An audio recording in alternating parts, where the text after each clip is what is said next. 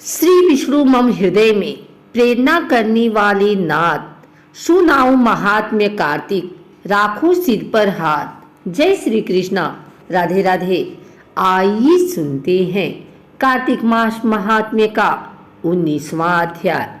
राजा पृथु ने पूछा, हे नारद जी, अब आप यह कहिए कि भगवान विष्णु ने वहां जाकर क्या किया तथा जलंधर की पत्नी का पतिव्रत किस प्रकार भ्रष्ट हुआ। नारद जी बोले, जलंधर के नगर में जाकर विष्णु जी ने उसकी पतिव्रता स्त्री वृंदा का पतिव्रत भंग करने का विचार किया। वे उसके नगर के उद्यान में जाकर ठहर गए और रात में उसको स्वप्न दिया। वह भगवान विष्णु की माया और विचित्र कार्य पद्धति थी और उसकी माया द्वारा जब वृंदा ने रात में वह स्वप्न देखा कि उसका पति नग्न होकर सिर पर तेल लगाए महिष पर चढ़ा है, वह काले रंग के फूलों की माला पहने हुए है तथा उसके चारों हिंसक जीव हैं। वह सिर झुकाए हुए अंधकार में दक्षिण दिशा की ओर जा रहा है। उसने नगर को अपने साथ समुद्र में डूबा हुआ इत्यादि बहुत से स्वप्न देखे। तत्काल ही वह स्वप्न का विचार करने लगी। इतने में उसने सूर्य देव को उदय होते हुए देखा तो सूर्य में उसे एक छिद्र दिखाई दिया तथा वह कांतिहीन था।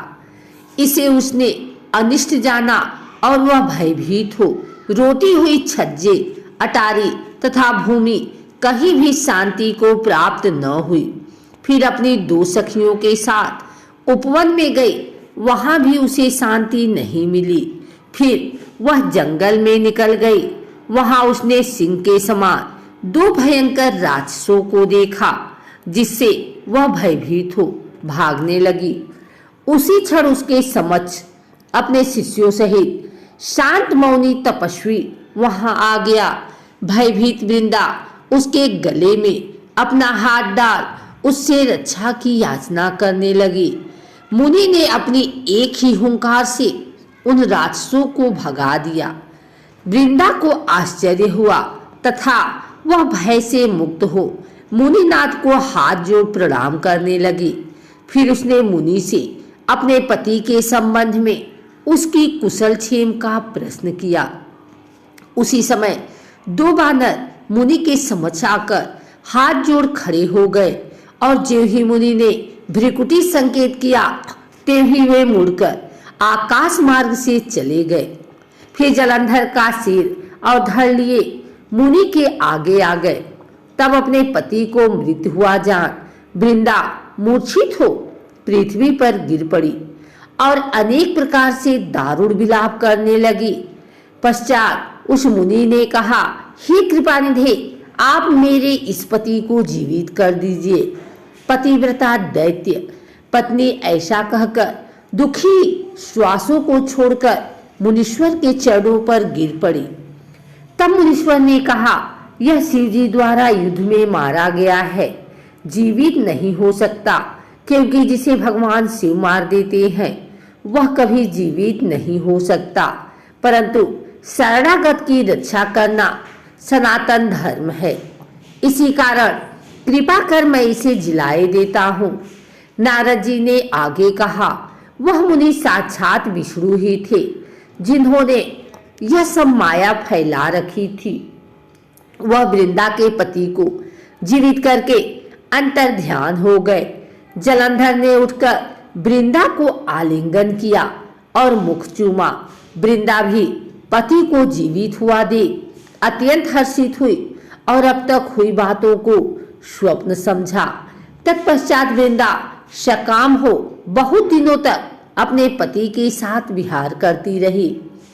एक बार सूरत एवं संभोग काल के अंत में उन्हीं विष्णु को देखकर उन्हें ताड़ित करती हुई बोली, हे पराई स्त्री से गमन करने वाले विष्णु, तुम्हारे शील को धिक्कार है। मैंने जान लिया है कि मायावी तपस्वी तुम ही थे। इस प्रकार कहकर कुपित पतिव्रता वृंदा ने अपने तेज को प्रकट करते हुए भगवान विष्णु को श्राप दिया, तुमने माया से दो राक्षस मुझे दिखाए थे, वही दोनों राक्षस किसी समय तुम्हारी स्त्री ला हरण करेंगे। सर्पेश्वर जो तुम्हारा शिष्य बना है, यह भी तुम्हारा साथी रहेगा। जब तुम अपनी स्त्री के विरह में दुखी होकर बिछड़ोगे, उस समय बानर ही तुम्हारी सहायता करेंगे। ऐसा कहती हुई पतिव्रता वृंदा अग्नि में प्रवेश कर गई। ब्रह्मा आदि देवता आकाश से उसका प्रवेश देखते रहे। वृंदा के शरीर का तेज पार्वती जी के शरीर में चला गया। पतिव्रता के प्रभाव से वृंदा ने मुक्ति प्राप्त की। अगर आपको हमारी वीडियो अच्छी लगी हो तो इसे लाइक करें, कमेंट करें, शेयर करें। हमारे चैनल को सब्सक्राइब करके बेल नोटिफिकेशन ऑल पर सेट कर लें, ताकि आगे आने वाली वीडियो सबसे पहले आप तक पहुंच सके। धन्यवाद।